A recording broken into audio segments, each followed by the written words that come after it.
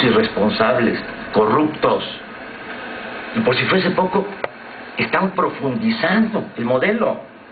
A estas alturas, después de 30 años de entregar todos los bienes de la nación, 30 años entregando los bienes del pueblo, transfiriendo bienes públicos a particulares, nacionales y fundamentalmente extranjeros, que salgan de que esto es lo que nos va a salvar. Andrés Manuel. O sea, si fuese así, Carmen, en 30 años yo hubiese habido crecimiento económico, se hubiesen generado empleos. Andrés Manuel, en el discurso oficial, ¿qué se plantea, entre otras cosas? México es el único país, además de Corea del Norte, que no ha entrado en modelos como este, en donde países como Brasil, Cuba, todos los demás han permitido o concesiones o contratos de producción compartida o contratos de utilidad compartida, y entonces se hace el ejercicio de comparación internacional y entonces dicen México es el único que no acepta que esto que los demás toman como válido y que les ha permitido crecer de tal o cual manera en cada uno de los casos que se mencionan. Y entonces el tema es, México está en una tara histórica en donde si no da el paso no va a haber el crecimiento que merece. 30 años después, si quieres, de este modelo de apertura, esta es la ficha que falta en ese modelo para lograr el cumplimiento de las promesas. No, para acabar con... Bueno, a ver, ¿por qué México es el único que no lo hace? No, porque distorsionan las cosas. A ver, venga. O sea, ahora, por ejemplo, con toda esta campaña a ver, lo que sí es cierto es que efectivamente modelos de incorporación de la iniciativa privada en todo el mundo existen. ¿Estamos de acuerdo? Y también en México. De servicios. Sí. Pero no de utilidades compartidas, ni de producción, ni de concesiones. Pero eso no existe en ninguna parte, Carmen. Sí, en todo el mundo. No, disculpa. A ver, ¿qué sí? O sea, por ejemplo, ponen el caso de Noruega. Noruega, que es el ejemplo a seguir. El ejemplo a seguir. Pero él, como dicen algunos, en Noruega hay noruegos. Sí. No, y en Noruega hay una transparencia fenomenal. No, mandaron antes de echar a andar toda esta... hasta enviados especiales. Publicidad, claro, todo este bombardeo de mentiras. ¿Quiere ser como un noruego? Aquí está la posibilidad. A ver, venga. Mira, ¿Qué sí, qué no? ¿cuál es la diferencia en el caso de Noruega? Vamos viendo. A ver, vamos viendo. Lo que hace el mundo como referencia para México. ¿Por qué México no hace algo como Cuba? En Cuba no hay petróleo, o sea, para empezar. Cuba no tiene petróleo, no, y lo ponen ahí de ejemplo. Pero digo, Pero a ver, Noruega. Son realidades distintas. Pues eso, Noruega, vamos a ver. Pero vamos a ver el caso de Noruega, que es el más afamado. ¿Cuáles son las diferencias? Bueno, primero que no reparten la renta, no reparten la utilidad, no comparten la utilidad. ¿Qué hacen los noruegos? Se quedan con los beneficios. Los beneficios son para los noruegos. ¿Y quién invierte? Invierten ellos con ¿El Estado noruego? El Estado noruego, y hay contratos, pero la utilidad, la ganancia, no la comparten. ¿Y qué gana el que pone dinero? Como cualquier empresa. Pues eso, utilidades. O sea, sí, como pues cualquier empresa que hace un trabajo, ¿sí? Pero la utilidad, ¿sí?, del petróleo se queda para los noruegos. Ese es lo primero. Pero, ¿qué se lleva el que pone el dinero? ¿O cómo se le paga al que pone dinero privado? Si tú necesitas un servicio... ¿Como contrato de servicios? Contratas el servicio. Como lo que pasa en México ahorita. Sí, pero aquí ya es... pero no es la renta. No es la utilidad. O sea, ¿se pagan contratos de servicios? No, sí, contratan, sí. Y contratan para servicios específicos y pagan, ¿sí? Pero no la utilidad. Es que, te insisto, o sea, bueno, la palabra, lo primero es contratos de utilidad compartida, utilidad compartida. Sí, ganancia compartida. Esa es la idea central de todo esto. Eso es el corazón del tema. Eso no hay en Noruega. Primero, no hay. Segundo, la corrupción. ¿Que acaso en Noruega hay un asunto como el de Raúl Salinas? No, Noruega es el gran caso de transparencia, de rendición de cuentas. Por eso decíamos, en Noruega hay noruegos. Hay la corrupción que hay en Pemex. No. Bueno, tercero, eso es muy importante. En Noruega cuidan el petróleo, aquí no se cuida. O sea, lo que se obtiene de utilidad, tienen una parte que destinan a las futuras generaciones, porque parten de la idea de que el petróleo, los recursos naturales, no solo son de nosotros, de los que existimos ahora, de nuestras generaciones, sino de los que vienen, y que no se pueden robar o malbaratar o entregar las utilidades o la herencia de las nuevas generaciones, y guardan. Aquí qué cosa pasa, porque volvemos a lo mismo. Te hablo yo del subsidio tan grande que es que estés utilizando todo lo de Pemex, porque los que deberían de pagar impuestos no pagan. Andrés Manuel López Obrador, déjame hacer una pausa. Entramos en la recta final de esta entrevista, de esta presencia tuya en este espacio noticioso. Déjame hacer una pausa y regresemos con el punto en términos de política. Tú has convocado el 8 de septiembre al Zócalo a una manifestación en contra de esta reforma para modificar la Constitución en México. Déjame hacer una pausa y te adelanto. ¿Cuáles van a ser las definiciones políticas y sociales para dar una batalla contra una reforma que tiene efectivamente un gobierno que la presenta, una clase política que en el caso del PAN le reclama que es muy light porque ellos han presentado una todavía más audaz que sí plantea incluso concesiones, una reforma que vamos a ver cómo queda, que es la de la izquierda con el PRD y Cuauhtémoc Cárdenas, que está colaborando para una iniciativa también, para una reforma que no será como esta, pero que también tendrá que ser revisada. Bueno, ¿qué va a plantear López Obrador? Déjame, te pido que adelantes el 8 de septiembre cuando estás convocando a una manifestación masiva. Después de la pausa, volvemos contigo en la parte final. Escuchas a Carmen Aristegui en Noticias MBS, el espacio informativo líder en el país. Muy delicado para México, no solo por razones económicas, no solo por razones de mercado, no solo por razones de finanzas públicas, por razones ideológicas también, por razones de idiosincrasia nacional, de historia, en fin, todo lo que la palabra petróleo involucra para un país como México. Antes de ir a esta parte que te planteé, antes de irnos cuando nos fuimos a la pausa, sobre el 8 de septiembre y qué estás tú planteando o qué vas a plantearle a quienes van a seguir precisamente tu postura como líder político, déjame agregar un tema que creo que no abordamos durante la conversación, que es el factor de compartir el riesgo. Lo que dice es, a ver, México pone el 100% del riesgo cuando se hacen inversiones petroleras.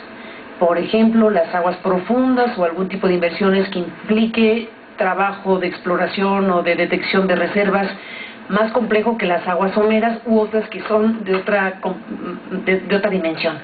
Entonces, si hay un rango de riesgo cuando se invierten miles de millones para las aguas profundas y tienes como el 20% de posibilidades de encontrar petróleo en ese tema, entonces el 80% del riesgo se lo lleva el Estado y paga el riesgo y no la iniciativa privada. Ellos dicen, vamos juntos, pones el dinero, pones la tecnología, pones todo, y si pones 100 y le atinamos, nos repartimos las ganancias. Pero si pones 100 y no le atinamos, ya compartimos el riesgo. Y entonces hace sentido que invites a alguien a compartir el riesgo y por lo tanto la ganancia. Es un disparate eso. ¿Por qué? Es una gran mentira. Estos son unos mentirosos.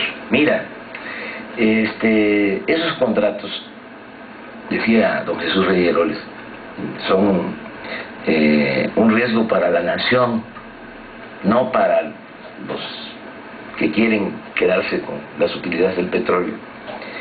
Y eso ya se experimentó. Nosotros llevamos a cabo como una segunda expropiación del petróleo. Esto no se sabe bien porque ojalá y los medios de comunicación hablaran más sobre esto, ¿no?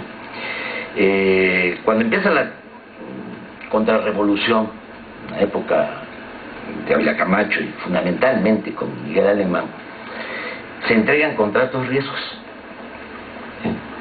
a 5 grandes contratos riesgos.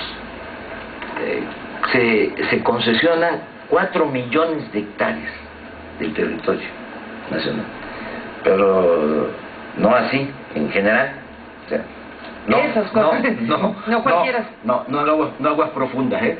Sí, sí, porque mira, lo del petróleo lo conocen bien los estadounidenses desde hace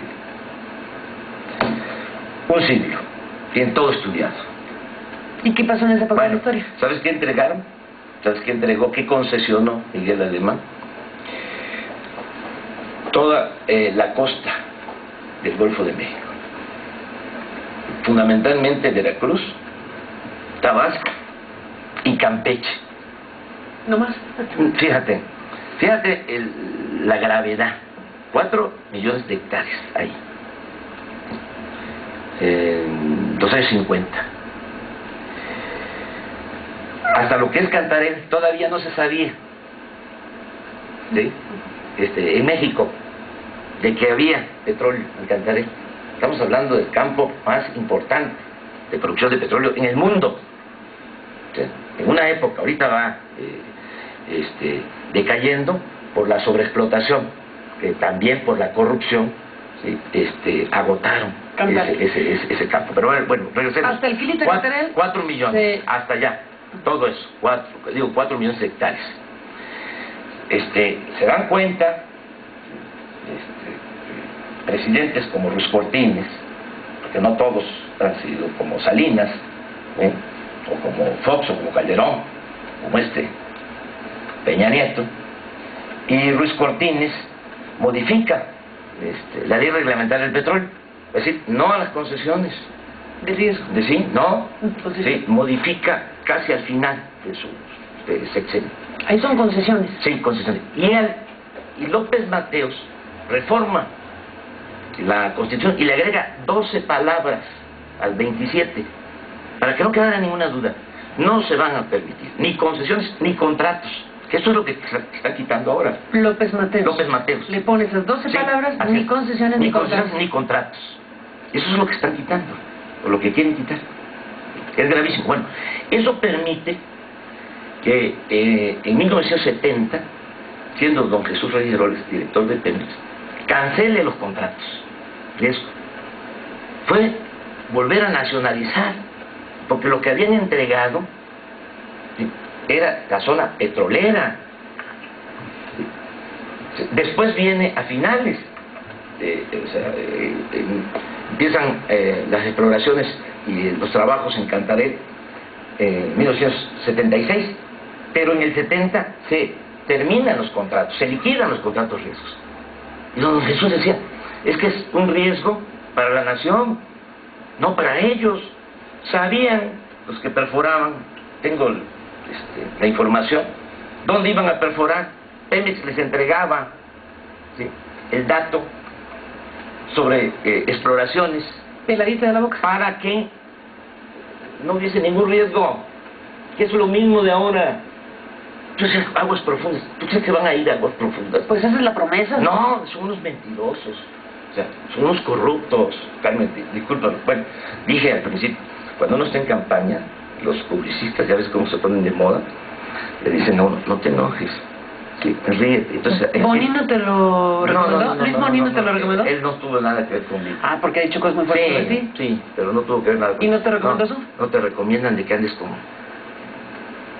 ¿Cómo estás? Pero yo hice un esfuerzo hoy. ¿Ah, sí? Sí, ¿Un esfuerzo para hacerle caso a los publicistas? Sí. O sea, pudo ser peor. Pero es muy grave. Es un grave. Bueno, yo invito a la gente, a los que nos están escuchando, que se informen bien, que no se dejen apantallar, ahora sí, que literalmente, porque está en la televisión, da todo lo que da, el bombardeo de mentiras, y también en la radio. Ahora sí que, como decía mi paisano Chicoche, ¿quién pompó? Campañita, ¿quién pompó? Porque están soltando muchísimo dinero para la publicidad. Veo páginas completas, ¿no?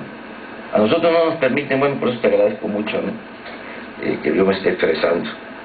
No nos permiten dar a conocer nuestros puntos de vista, los tienen bien bloqueados. Pero ahorita hay toda una campaña, entonces le digo a la gente, no se dejen engañar, busquen información, y acompáñennos. Vamos a defender el petróleo. Ahí nos quedamos en la parte anterior. El 8 de septiembre, ahí tú vas a tener... Bueno, ya convocaste el 8 de septiembre al Zócalo capitalino, el tema es este, y yo te digo, a ver, Andrés Manuel, en términos políticos y sociales, al final tú eres un líder político, el principal líder político en nuestro país, que va a enviar un mensaje, ¿en qué tono y para hacer qué? Bueno, primero, invitar a la gente. Yo estoy haciendo lo que me corresponde, estoy cumpliendo con mi deber. Estoy informando de que es muy grave lo que viene. Y que también se informe, que la gente se informe, de que es muy grave, muy grave para el país. Van a terminar de destruir al país. Nos va a costar muchísimo trabajo recuperar el petróleo. Muchísimo trabajo, y va a sufrir mucho la gente. Eso es lo que yo sostengo. Estoy convencido. Bueno, hasta me gustaría equivocarme. Es tan dramático y catastrófico que ojalá te equivoques. Sí, va a ser muy grave, porque es, entre otras cosas, un asunto de soberanía. A ver, va a ser muy grave y se va a saber pronto si tienes o no razón. Sí. Ese es un tema. Sí, muy pronto. Bueno, muy pronto. ¿Hacia dónde diriges tu mensaje con quien vas a hacer tu causa? Primero invitar a la gente. Podemos parar esto. Podemos evitar que aumenten los impuestos y podemos evitar que se reforme el 27. Sí, y el 28, porque son los dos. Dicen algunos, es anacrónico, ¿no? O sea, los alcahuetes del régimen, ¿no? También intelectuales, que hablan, ¿no? De esto. Mira, en los países del mundo, los artículos fundacionales, no se modifican. ¿Sí? Hay artículos en la Constitución de Estados Unidos. ¿Estos son sagrados? Sí, pues eso tiene que ver con el dominio de la nación sobre los recursos naturales. ¿Como la primera enmienda de los Estados Unidos? Sí. ¿Algo así? ¿Así? ¿De ese tamaño? ¿Cuál es la diferencia, Carmen? Porfirio Díaz, y este es el fondo también, es regresarnos a eso. Entregó el subsuelo a extranjeros. ¿Cuál fue el triunfo de la revolución en esta materia? El presidente Carranza, en el 17, los constituyentes, en sigilo, un día antes de que se clausurara el periodo de sesiones, donde se estaba elaborando la Constitución, un día antes, porque estaban espías de Estados Unidos que no querían la modificación del 27. Bueno, un día antes, y desde luego mexicanos también, traidores, con mucho sigilo, pero con una decisión clara y patriota, resuelven poner en el 27 que el petróleo es de la nación, porque Porfirio Díaz había modificados. Costó desde 1917, bueno, se pusieron furiosos. Hay documentos del Departamento de Estado reclamando, desde luego las compañías petroleras que tenían todo controlado, eran grandes extensiones que dominaban, ellos sacaban el provecho del petróleo. Bueno, pasó desde 1917 hasta el 38 que se pudo poner en práctica el principio constitucional de que el petróleo es de la nación. O sea, nos costó muchísimo recuperar el petróleo que Porfirio Díaz había entregado a los extranjeros. Y ahora estos nos están regresando antes de la Constitución del 17. Andrés Manuel López es muy grave. Entonces, termino nada más, Carmen, invitando a todos. Vamos al Zócalo, nuestro movimiento es pacífico, nuestro movimiento ha sido, es y seguirá siendo pacífico, pero esto no significa que nos crucemos de brazo. No queremos que el día de mañana nos reclamen nuestros hijos, nuestros nietos, que no hicimos nada cuando se estaba destruyendo el país. Entonces yo invito a quienes nos están viendo, nos están escuchando, a que nos acompañen. Es domingo 8 de septiembre en el Zócalo de la Ciudad de México, y va a depender de la participación. Pero dicen, a ver, ¿qué vamos a hacer? Pues primero, vamos a ver qué dice la gente, porque nosotros no podemos hacerlo todo. Nosotros cumplimos convocando, y voy a actuar siempre con rectitud, con congruencia, con responsabilidad, y voy a decir siempre lo que pienso, siempre digo lo que pienso. Y en este caso creo que sería nefasto para México que se lleven a cabo estas reformas. Convoco a la gente para vernos en el Zócalo. Por ejemplo, si asiste la gente, Carmen, muchos, podemos parar los aumentos de impuestos y las reformas al 27. No nos demos por vencidos. Estaremos, Andrés Manuel, siguiendo cerca el 8 de septiembre y las demás fechas que en este momento son, desde luego, importantes en un momento como el que se está viviendo en México. Te agradezco tu presencia esta mañana y nos mantendremos en comunicación si nos lo permites. Sí, muchísimas gracias, Carmen, por este espacio. A ti, gracias, Andrés Manuel López Obrador, esta mañana. Vamos a hacer una breve pausa, entramos en la parte final. Escuchas a Carmen Aristegui en Noticias MBS, el espacio informativo líder en el país.